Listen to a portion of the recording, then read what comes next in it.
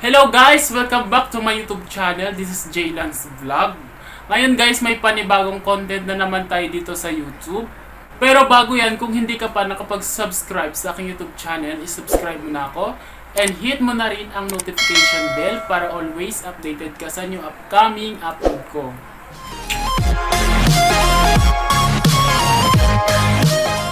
Ano ba ang dapat tandaan ng isang beginner sa YouTube?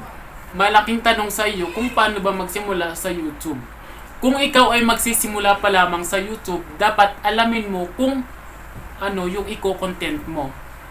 For example, kung marunong ka magluto, mag-upload ka ng video about sa pagluluto para sa ganun magkaroon ng focus ang paggawa mo ng content. At pwede rin nakakatulong sa iba, nakaka-inspire sa iba, at nagbibigay aral sa iba. Bilang isang beginner, dapat alamin mo ang focus mo o ang goal mo dito sa YouTube para mag-gain ng more views and subscriber ang YouTube channel mo. Paalala ko lang sa mga beginner dito sa YouTube, huwag muna kayo mag-upload about sa inyong mga sarili. Kasi hindi pa naman kayo kilala ng ibang gumagamit dito sa YouTube. At surely, maliit lang ang magiging views niyan.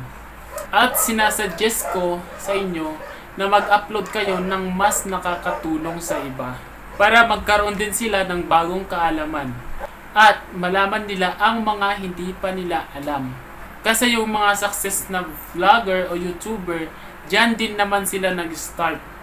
Because the more you know, the more you get. So yun nga guys, hindi ko na masyado papahabain pa to. At sana may natutunan kayo at pwede nyo rin to i-apply sa inyong mga YouTube channel. So yun nga guys, kung hindi ka pa nakapag-subscribe sa aking YouTube channel, isubscribe mo na ako and hit mo na rin ang notification bell para always updated ka sa new upcoming upload ko. Again, thanks for watching and see you on my next video. At nakaka-inspire sa iba at Stop mo nga muna.